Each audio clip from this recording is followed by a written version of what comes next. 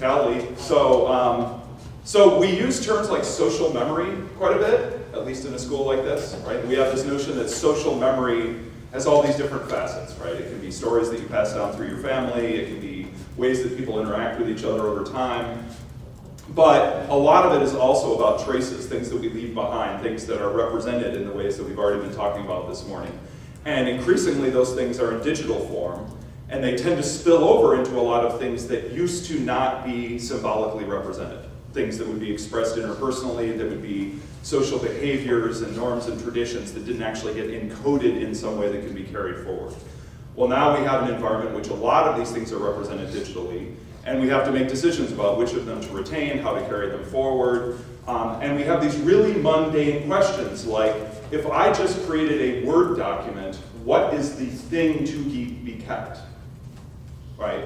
And if you start really thinking it through, you have to start asking questions about how was it created, where did it reside? I want to know some things about the context, right? Okay, well, what context did it come out of? Was it sitting on a disk? Because if it was sitting on a disk when it was transferred to you, that disk has information about previously created and deleted files, it has timestamps, it has user account information, all kinds of things that are embedded down below the file, but when you start to reflect on it, constitute a really important part of the context of the file.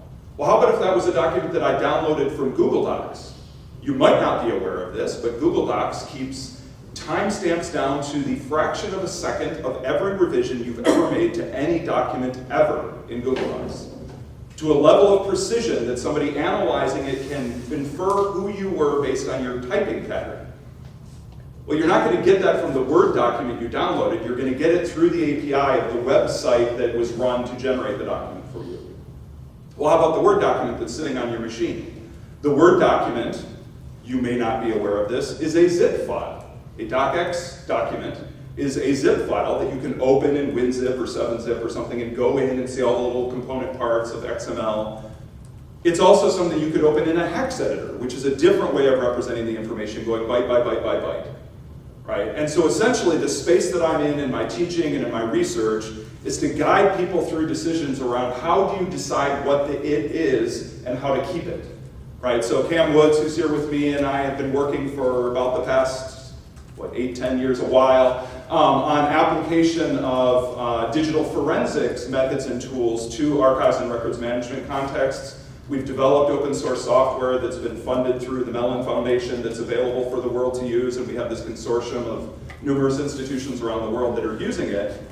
But a big part of this is bringing together the principles and practices that have been traditionally done in cultural institutions and bringing to them a knowledge of how the technology actually works so that we can operationalize those decisions.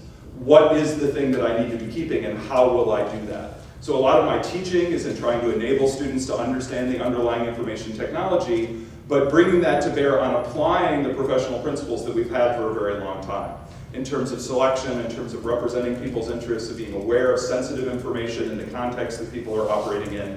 And so that's a lot of where I work in my research and teaching. I'm also the editor of American Archivist, which is the primary professional journal for the archival profession in the English-speaking world, essentially. And that really is a passion of mine in terms of trying to bring together the things that are happening out in the world and how they're represented in our professional literature. And so these questions are ones that really all of us have to grapple with. What is the thing I want to keep? Who should I hand it on to? How should it be perpetuated? But it's not really realistic for everybody in society to be able to think through and really grapple with all of these underlying curatorial and technical decisions, right? So my hope in empowering people in the profession and students who are going out into the profession is to be better advocates for and sources of guidance to those who have to make these kinds of decisions so that they can really decide what it is they want to carry forward so that we really have the social memory that we want to have and not just the one that's handed to us.